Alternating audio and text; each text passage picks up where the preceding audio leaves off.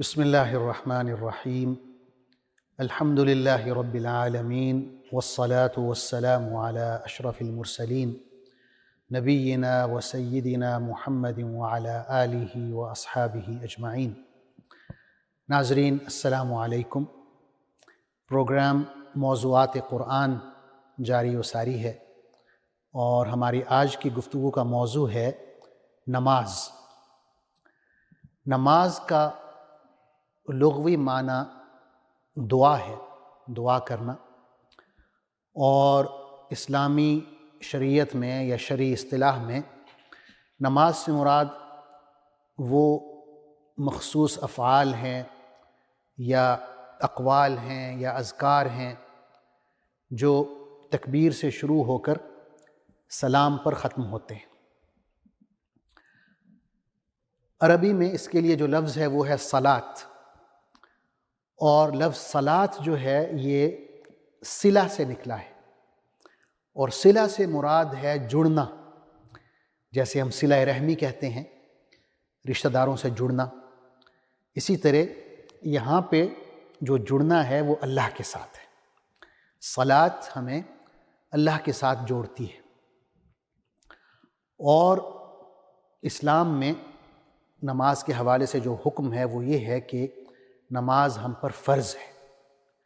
ارشاد باری تعالیٰ ہے فَأَقِيمُوا الصَّلَاةَ إِنَّ الصَّلَاةَ كَانَتْ عَلَى الْمُؤْمِنِينَ كِتَابًا مَوْقُوتًا، کہ نماز قائم کرو، یقیناً نماز مومنوں پر مقررہ اوقات میں فرض کی گئی ہے۔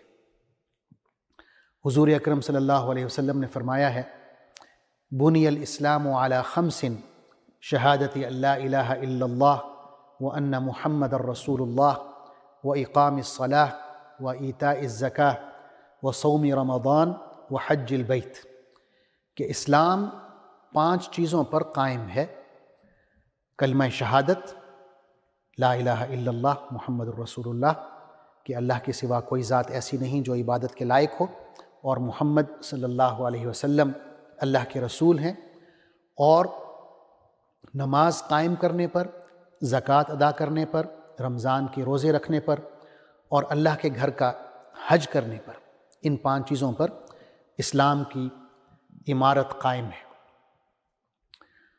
اور امت مسلمہ میں یہ بھی اجماع ہے، اتفاق ہے کہ جو شخص نماز کو چھوڑ دیتا ہے، جان بوجھ کر ترک کر دیتا ہے، وہ دین اسلام سے باہر نکل جاتا ہے، خارج ہو جاتا ہے۔ اور یہ بات دراصل رسول اللہ صلی اللہ علیہ وسلم کی فرمائی ہوئی ہے۔ آپ کا ارشاد ہے العہد الذی بیننا وبینہم الصلاۃ فمن ترکہا فقد کفر، کہ جو خط فاصل ہے ہمارے درمیان اور کافروں کے درمیان وہ نماز ہے، لہٰذا جو مسلمان بھی نماز کو ترک کرے گا وہ کفر اختیار کرے گا۔ نماز اللہ تعالیٰ نے کیوں فرض کی ہے، اس کی حکمت کیا ہے، اس کا فلسفہ کیا ہے، یہ بھی اللہ تعالیٰ نے خود فرما دیا کہ نماز کی حکمت یہ ہے کہ اللہ تعالیٰ ہماری شخصیت سازی کرنا چاہتا ہے، ہمارے اخلاق کو بلند کرنا چاہتا ہے۔ ارشاد ہوتا ہے ان الصلاۃ تنہی عن الفحشاء والمنکر، نماز روکتی ہے بے حیائی سے اور دیگر منکرات سے، جو بھی بری باتیں ہیں، برائیاں ہیں، وہ کوئی بھی ہوں، نماز ان سے روکتی ہے۔ تو یہ نماز کی حکمت ہے۔ اسی طرح بہت سی احادیث ہیں جن میں حضور اکرم صلی اللہ علیہ وسلم نے نماز کی فضیلت بیان فرمائی ہے۔ میں ایک حدیث بیان کرتا ہوں جس میں آپ صلی اللہ علیہ وسلم کا ارشاد ہے رأس الامر الاسلام وعمودہ الصلاۃ وذروۃ سنامہ الجہاد فی سبیل اللہ، کہ اصل جو بات ہے، جو اصل چیز ہے، وہ تو اسلام بذات خود ہے، لیکن اسلام جس بنیاد پر کھڑا ہوا ہے، جس ستون پر اسلام قائم ہے، وہ نماز ہے، اور اسلام کی جو بلند ترین چوٹی ہے وہ جہاد فی سبیل اللہ ہے۔ تو حضور صلی اللہ علیہ وسلم نے اسلام کی بنیاد نماز کو قرار دیا ہے۔ اسی طرح نماز کو صحیح طریقے سے ٹھہر ٹھہر کر پڑھنے کے حوالے سے علماء نے ایک حدیث کوٹ کی ہے، اور یہ بہت ہی مشہور حدیث ہے۔ اس حدیث سے فقہاء نے بہت سے احکام اخذ کیے ہیں۔ ہوا یوں کہ حضور اکرم صلی اللہ علیہ وسلم مسجد میں داخل ہوتے ہیں، آپ کے ساتھ چند صحابہ کرام ہیں۔ ایک صحابی داخل ہوتے ہیں، وہ آ کے نماز پڑھتے ہیں اور پھر آ کے رسول اللہ صلی اللہ علیہ وسلم کو سلام کرتے ہیں۔ تو حضور صلی اللہ علیہ وسلم سلام کا جواب دیتے ہیں اور فرماتے ہیں ارجع فصلی فإنک لم تصلی، کہ واپس جاؤ، نماز پڑھو کیونکہ تم نے نماز نہیں پڑھی۔ تو وہ شخص واپس جاتا ہے، نماز پڑھتا ہے جس طرح پہلے پڑھی تھی، پھر واپس آتا ہے، آپ صلی اللہ علیہ وسلم کو سلام کرتا ہے، آپ سلام کا جواب دیتے ہیں اور یہی فرماتے ہیں کہ واپس جاؤ، نماز پڑھو، تم نے نماز نہیں پڑھی۔ اور یہ 3 دفعہ اس طرح ہوتا ہے۔ پھر وہ کہتا ہے والذی بعثک بالحق لا احسن غیر ھذا، میں اللہ کی ذات کی قسم کھاتا ہوں جس نے آپ کو حق کے ساتھ بھیجا ہے، مجھے اس سے زیادہ بہتر پڑھنا نہیں آتا، آپ مجھے بتائیں کیسے پڑھنا ہے۔ تو رسول اللہ صلی اللہ علیہ وسلم اس صحابی کو صحیح طریقے سے نماز پڑھنے کا طریقہ بتاتے ہیں۔ آپ صلی اللہ علیہ وسلم فرماتے ہیں اذا قمت الى الصلاة فاسبغ الوضوء، کہ جب تم نماز پڑھنے لگو تو سب سے پہلے اچھی طرح وضو کر لو، یعنی وضو کے جو اعضاء ہیں انہیں اچھی طرح دھوو۔ پھر فرمایا ثم استقبل القبلہ، پھر قبلہ رخ ہو جاؤ، فکبر، تکبیر کہو، ثم اقرأ ما تیسر معک من القرآن، پھر جو بھی آپ کو سورہ فاتحہ کے بعد قرآن مجید آتا ہے وہ پڑھیں۔ پھر فرمایا ثم ارکع حتی تطمئن راکعا، پھر آپ رکوع میں جائیں اور اطمینان سے رکوع کریں۔ پھر فرمایا ثم ارفع حتی تعتدل قائما، پھر آپ رکوع سے کھڑے ہوں یہاں تک کہ آپ بالکل صحیح سلامت آرام سے کھڑے ہو جائیں رکوع کے بعد اطمینان سے۔ پھر فرمایا ثم اسجد حتی تطمئن ساجدا، پھر آپ سجدہ کریں یہاں تک کہ آپ اطمینان سے سجدہ کریں۔ پھر فرمایا ثم ارفع حتی تطمئن جالسا، پھر آپ سجدے سے اٹھیں اور اطمینان سے بیٹھ جائیں۔ پھر فرمایا ثم اسجد حتی تطمئن ساجدا، پھر دوبارہ سجدہ کریں اور اطمینان سے سجدہ کریں۔ پھر فرمایا ثم افعل ذلك فی صلاتک کلھا، اسی طرح پھر آپ نے ساری نماز پڑھنی ہے۔ یعنی آپ صلی اللہ علیہ وسلم نے 1 رکعت نماز کا طریقہ انہیں سمجھایا کہ آپ نے اس طرح قیام کرنا ہے اطمینان کے ساتھ، اس میں جلدی نہیں کرنی۔ یعنی غالباً یہی لگتا ہے کہ ان صحابی نے جلدی سے نماز پڑھی، مکمل طور پر رکوع نہیں کیا ہوگا یا سجدہ نہیں کیا ہوگا۔ آج کل بھی ہم دیکھتے ہیں کہ بعض لوگ اس طرح رکوع کرتے ہیں کہ جیسے بہت ہی جلدی میں ہوں، پھر رکوع سے ابھی کھڑے ہو ہی نہیں پاتے کہ فوراً سجدے میں گر جاتے ہیں، اور رکوع کے بعد جو قیام کرنا ہوتا ہے وہ صحیح طریقے سے نہیں کرتے۔ تو آپ صلی اللہ علیہ وسلم نے ہر پوزیشن کو واضح کر کے تاکیداً فرمایا کہ آپ نے رکوع کرنا ہے، اس میں اطمینان سے رکوع کرنا ہے، پھر رکوع سے کھڑے ہونا ہے، اطمینان سے کھڑے ہونا ہے، پھر سجدہ کرنا ہے، اطمینان سے سجدہ کرنا ہے، پھر سجدے سے اٹھ کے بیٹھنا ہے اور اطمینان سے بیٹھنا ہے۔ تو یہاں یہ بھی ہے بعض لوگ 2 سجدوں کے درمیان جو بیٹھنا ہوتا ہے اس کو سکپ کر جاتے ہیں، بیٹھتے ہی نہیں، سجدہ کیا، اٹھے، پھر فوراً سجدے میں گر گئے۔ تو ایسا بھی کرنے سے منع فرمایا گیا ہے کہ آپ نے سجدہ کیا ہے، پھر بیٹھے ہیں تو اطمینان سے بیٹھیں، اس کے بعد دوبارہ سجدہ کریں، اطمینان سے سجدہ کریں۔ اور اس طرح حضور صلی اللہ علیہ وسلم نے فرمایا کہ آپ نے پوری نماز اسی اطمینان کے ساتھ اور ٹھہر ٹھہر کے پڑھنی ہے۔ اسی طرح بعض لوگ یہ بھی دیکھا گیا ہے کہ امام سے پہلے رکوع کر لیتے ہیں، یا امام ابھی سجدے میں جا رہے ہیں تو وہ پہلے سجدے میں پڑے ہوئے ہوتے ہیں، تو یہ بھی غلط ہے۔ حضور اکرم صلی اللہ علیہ وسلم کا فرمان ہے اذا کبر الامام فکبروا واذا قرأ فانصتوا واذا قال غیر المغضوب علیہم ولا الضالین فقولوا آمین یحبکم اللہ، کہ جب امام تکبیر کہے تو آپ اس کے بعد تکبیر کہیں، جب وہ قرات کرے، قرآن مجید پڑھ رہا ہو تو آپ خاموشی سے غور سے سنیں، اور جب وہ سورہ فاتحہ کے اختتام پر پہنچتے ہوئے یوں کہتے ہیں غیر المغضوب علیہم ولا الضالین، تو آپ سب آمین کہیں۔ اگر آپ ایسے کہیں گے تو اللہ تعالیٰ آپ کو پسند فرمائے گا، اللہ تعالیٰ آپ سے محبت کرے گا۔ ناظرین، نماز کی کچھ شرائط بھی ہیں، اور یہ جو شرائط ہیں 2 قسم کی ہیں۔ ایک شرائط ایسی ہیں جن کا تعلق نماز کی فرضیت سے ہے، وہ 4 ہیں، اور دوسری وہ ہیں جن کا تعلق نماز کی صحت سے ہے، یعنی نماز کے صحیح ہونے سے ہے، وہ 3 ہیں۔ پہلے جو شرائط فرضیت ہیں 4، وہ یہ ہیں: اسلام، عقل، بلوغ یعنی بالغ ہونا، اور دخول وقت، نماز کا وقت داخل ہونا۔ جب ہم کہتے ہیں اسلام تو ظاہر ہے کافروں پر نماز فرض نہیں ہے۔ جب ہم کہتے ہیں عقل تو ظاہر ہے وہ لوگ جو جنہیں اللہ نے عقل کی دولت عطا نہیں کی، پاگل پن کا شکار ہیں یا اور کوئی ذہنی مرض ہوتا ہے، تو ان پر بھی نماز فرض نہیں ہے۔ بلوغ سے مراد یہ ہے کہ جو بچے ہیں ابھی ان پر نماز فرض نہیں ہے، لیکن نماز اتنی اہم عبادت ہے کہ کلمہ طیبہ کے بعد سب سے اہم رکن جو ہے دین کا وہ نماز ہے۔ اس حوالے سے رسول اللہ صلی اللہ علیہ وسلم نے تاکیداً یہ حکم دیا ہے والدین کو کہ اپنے بچوں کو نماز کی ترغیب دیں۔ آپ صلی اللہ علیہ وسلم کا فرمان ہے: مروا ابناءکم بالصلاۃ لسبع واضربوہم علیہا لعشر وفرقوا بینہم فی المضاجع، کہ جب آپ کے بچے 7 سال کے ہوں تو انہیں نماز کا حکم دیں، اور جب وہ 10 سال کے ہو جائیں تو نماز نہ پڑھنے پر آپ انہیں سزا دیں، اور 10 سال کی عمر میں ہی آپ ان کے بستر علیحدہ کر دیں۔ تو یہ تاکید ہے نماز کے حوالے سے۔ اور چوتھی جو شرط ہے شرائط فرضیت کے حوالے سے، وہ یہ ہے کہ نماز کا وقت داخل ہونا چاہیے۔ یہ نہ ہو کہ آپ نماز کے وقت سے پہلے نماز پڑھ لیں تو نماز نہیں ہوگی۔ تو ان 4 شرائط کا پورا ہونا ضروری ہے: اسلام، عقل، بالغ ہونا اور وقت کا داخل ہونا۔ جب یہ شرائط پوری ہوں گی تو نماز آپ پر فرض ہو جائے گی۔ اس کے علاوہ جو شرائط صحت ہیں، یعنی نماز کے صحیح ہونے کے حوالے سے جو 3 شرائط ہیں، ان میں پہلی شرط ہے طہارت، دوسری شرط ہے مناسب لباس کا پہننا، اور تیسری شرط ہے قبلہ رخ ہونا۔ پہلی جو شرط ہے طہارت، اس میں آپ کے جسم کی طہارت ہے، آپ کے لباس کی طہارت ہے، اور وہ جگہ جہاں پہ آپ نماز پڑھ رہے ہیں اس کا بھی پاک صاف ہونا ضروری ہے۔ اسی طرح لباس کے حوالے سے شرمگاہ کو چھپانا لازمی ہے۔ حضور اکرم اللہ تعالیٰ کا فرمان ہے سورہ اعراف میں: یا بنی آدم خذوا زینتکم عند کل مسجد، کہ اے آدم کی اولاد، ہر نماز کے وقت اپنی زینت اختیار کرو، یعنی بہترین لباس پہنو۔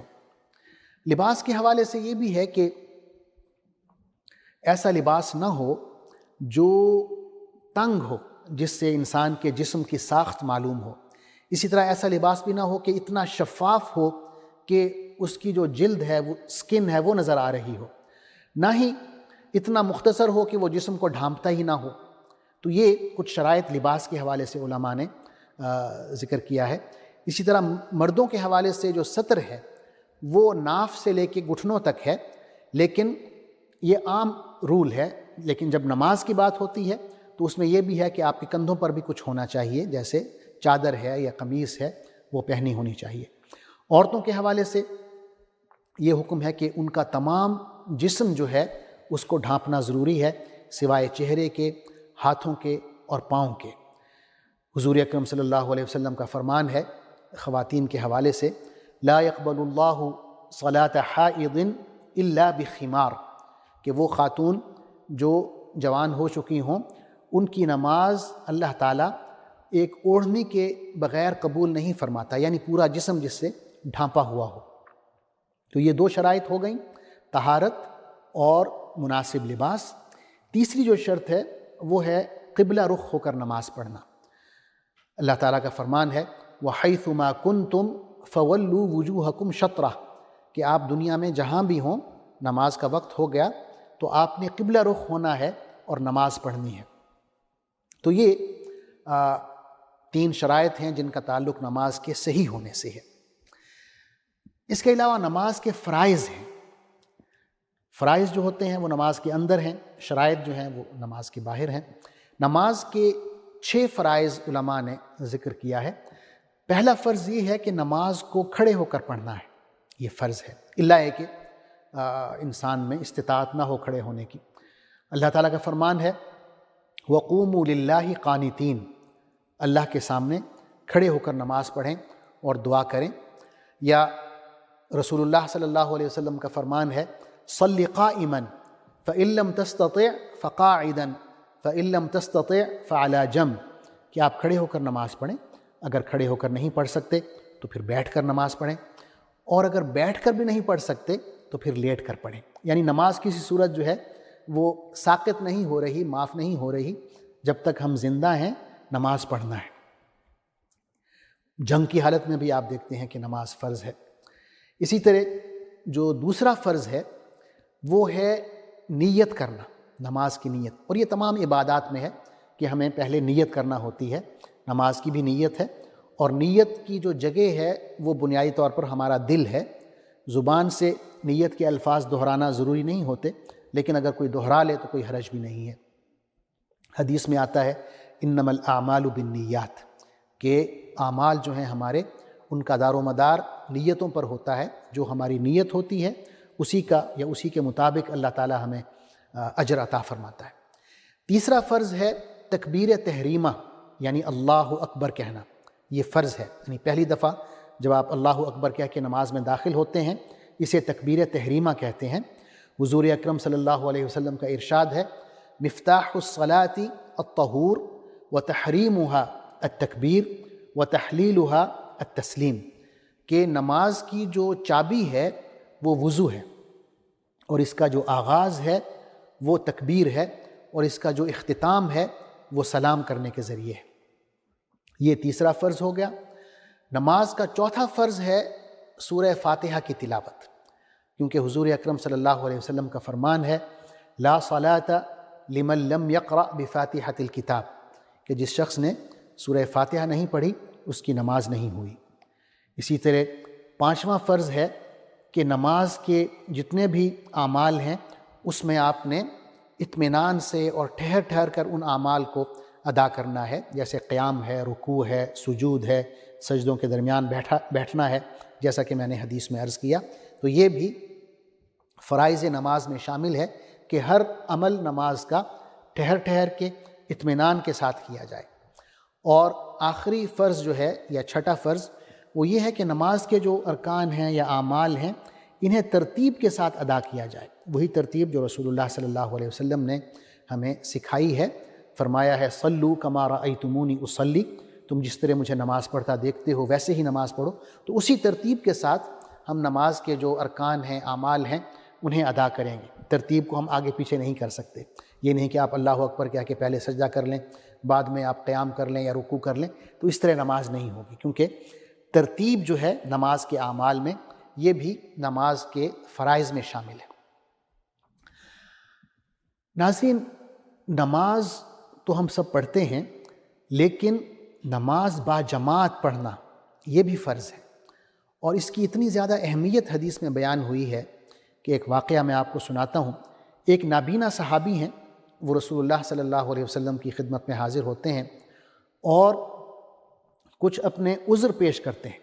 کہتے ہیں کہ یا رسول اللہ، میرا گھر جو ہے وہ مسجد نبوی سے بہت دور ہے، اور راستے میں جب بھی بارش ہوتی ہے تو پانی اور کیچڑ بھر جاتا ہے، اور میں نابینا ہوں، کوئی مجھے لانے والا بھی نہیں ہے، تو کیا میں گھر میں نماز پڑھ لوں؟ تو آپ صلی اللہ علیہ وسلم نے پہلے انہیں اجازت دے دی کہ ہاں پڑھ لیں۔ پھر فرمایا هل تسمع النداء بالصلاة، کیا تمہیں اذان کی آواز آتی ہے؟ تو انہوں نے کہا کہ جی ہاں، مجھے اذان کی آواز تو آتی ہے۔ پھر آپ نے فرمایا فاجب، اگر تمہیں اذان کی آواز آتی ہے تو پھر تمہیں اس کا جواب دینا ہوگا، یعنی مسجد میں آ کے نماز پڑھنی ہوگی۔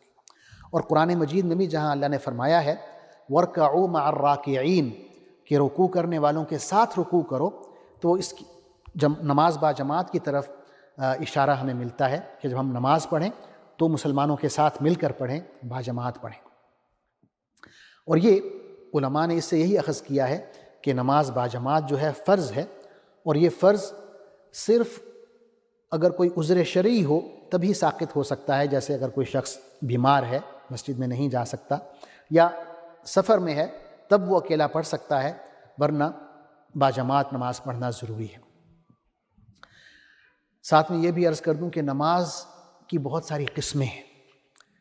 ایک تو ہماری یہ 5 وقتہ فرض نمازیں ہیں، جمعہ کی نماز ہے، عید الفطر کی نماز ہے، عید الاضحیٰ کی نماز ہے، نماز جنازہ ہے جو کہ فرض کفایہ ہے، یعنی اگر امت کا ایک گروہ ادا کر لیتا ہے تو امت کے جو باقی افراد ہیں ان سے یہ فرض ساقط ہو جاتا ہے، اسے فرض کفایہ کہتے ہیں۔ صلاۃ استسقاء ہے، بارش کے لیے اللہ سے دعا کرتے ہیں، ایک خاص نماز ہے۔ نماز تراویح ہے رمضان المبارک میں۔ اسی طرح ایک ہے نماز کسوف اور نماز خسوف، یہ سورج گرہن ہونے کے موقع پر یا چاند گرہن ہونے کے موقع پر رسول اللہ صلی اللہ علیہ وسلم ادا فرماتے تھے، اور صحابہ کرام آپ صلی اللہ علیہ وسلم کے پیچھے باجماعت یہ نماز ادا ہوتی تھی، اور ایک طویل نماز تھی۔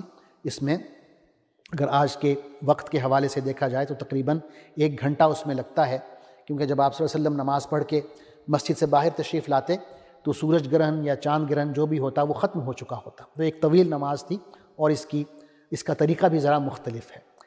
اسی طرح ایک ہے نماز خوف، ایک نماز قصر ہے، سفر کے اندر نماز قصر ہوتی ہے، نماز وہ والی نماز جس میں 4 رکعتیں ہیں، ظہر ہے یا عصر ہے، تو 4 کے بجائے آپ 2 پڑھتے ہیں۔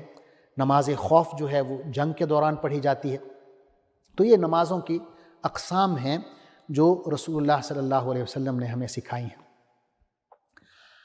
آخر میں نماز کے کچھ اثرات کا ذکر کرنا چاہتا ہوں کہ جب ہم نماز پڑھتے ہیں تو ان کا ہماری شخصیت پر کیا اثر پڑتا ہے۔ جیسے کہ میں نے شروع میں عرض کیا کہ نماز جو ہے ہمیں اللہ سے جوڑتی ہے، اللہ سے ہمارا تعلق قائم ہوتا ہے، کیونکہ نماز جو ہے یہ اللہ کے ذکر کی ایک شکل ہے، اور اللہ تعالیٰ بھی فرماتے ہیں سورہ طٰہٰ میں وَأَقِمِ الصَّلَاةَ لِذِكْرِي، کہ میری یاد کے لیے، میرے ذکر کے لیے نماز کو قائم کرو۔ تو یہ اللہ کے ذکر سے انسان کے جو نفسیاتی مسائل ہیں، ڈپریشن ہو گیا، سٹریس جیسے موذی امراض ہیں، ان کا علاج نماز میں موجود ہے، کیونکہ نماز میں دل کا سکون ہے۔ حضور اکرم صلی اللہ علیہ وسلم جب پریشان ہوتے تو حضرت بلال رضی اللہ عنہ سے کہتے ارحنا بہا یا بلال، کہ اے بلال ہمیں راحت پہنچاؤ، سکون پہنچاؤ، یعنی نماز کے لیے اقامت کرو تاکہ نماز شروع کی جائے اور ہم دل کو سکون پہنچا سکیں۔ تو نماز کے اندر ذکر الہی موجود ہے، اور ذکر الہی میں دل کا اطمینان ہے، جیسے کہ اللہ تعالیٰ فرماتے ہیں الا بذکر اللہ تطمئن القلوب، کہ دیکھو اللہ کا جو ذکر ہے اس سے دل مطمئن ہوتے ہیں، دلوں کو سکون پہنچتا ہے۔ تو یہ پہلا اثر ہے نماز کا ہماری شخصیت پر کہ ہم اللہ سے جڑتے ہیں، اللہ کا ذکر کرتے ہیں، اس کی وجہ سے ہمارے دل مطمئن ہوتے ہیں، ہمیں دلی سکون ملتا ہے، راحت ملتی ہے۔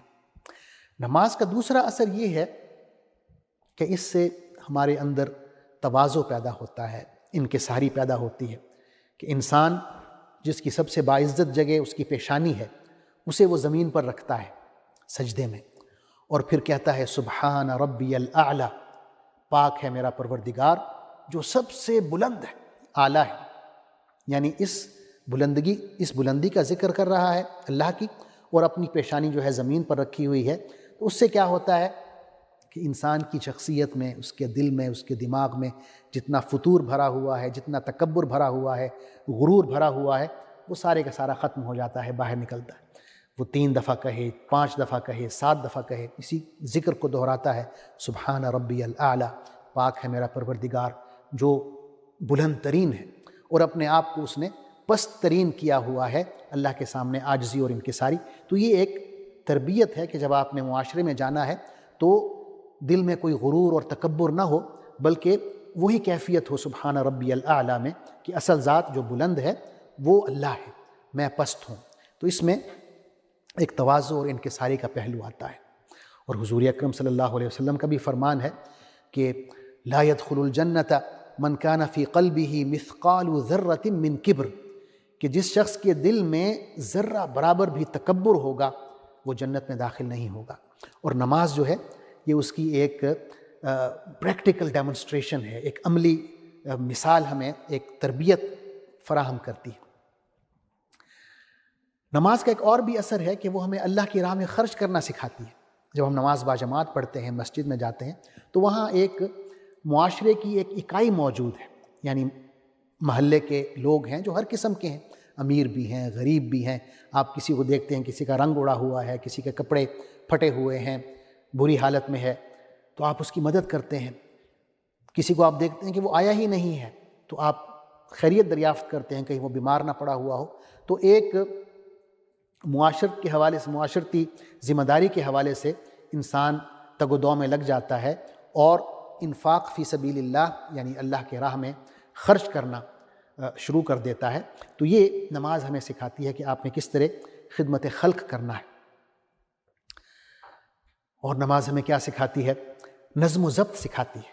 ایک امام کے پیچھے آپ کھڑے ہوئے ہیں، آپ اس سے پہلے رکوع میں نہیں جا سکتے، اس سے پہلے سجدہ نہیں کر سکتے۔ جب وہ سجدے میں جائے گا تو آپ نے جانا ہے، جب آپ اٹھے گا تو آپ نے اٹھنا ہے۔ یہ ایک ہمیں نظم و ضبط سکھاتی ہے۔ اسی طرح نماز جو ہے اور دیگر عبادات بھی، لیکن نماز خاص طور پر ایک شعوری عمل ہے جو اللہ کے وجود پر، اللہ کے ہونے پر ہمارے یقین کو پختہ کرتی ہے اور ہمارے ضمیر کو جگاتی ہے، اور یہ ہمیں ایک تربیت دیتی ہے کہ اللہ تعالیٰ کے سامنے آپ پیش ہوتے ہیں روزانہ 5 دفعے، تو جب آپ نماز سے باہر نکلیں تب بھی یہ آپ ذہن میں ہو کہ اللہ آپ کو دیکھ رہا ہے، اللہ کی معیت میں ہوں آپ، اللہ کا جو ساتھ ہے وہ ذہن میں، آپ کے دل میں موجود ہو کہ اللہ مجھے دیکھ رہا ہے۔ یہ نماز کی تربیت ہے اور یہ نماز کا اثر ہے اور یہ نماز کی حقیقت ہے۔ اللہ تعالیٰ سے دعا ہے کہ ہمیں اپنا قرب نصیب فرمائے اور جو نماز کی حقیقت ہے اس سے ہمیں آشنا فرمائے۔ آپ کا بہت بہت شکریہ، آپ نے توجہ سے میری بات سنی۔ جزاکم اللہ خیراً، والسلام علیکم ورحمۃ اللہ وبرکاتہ۔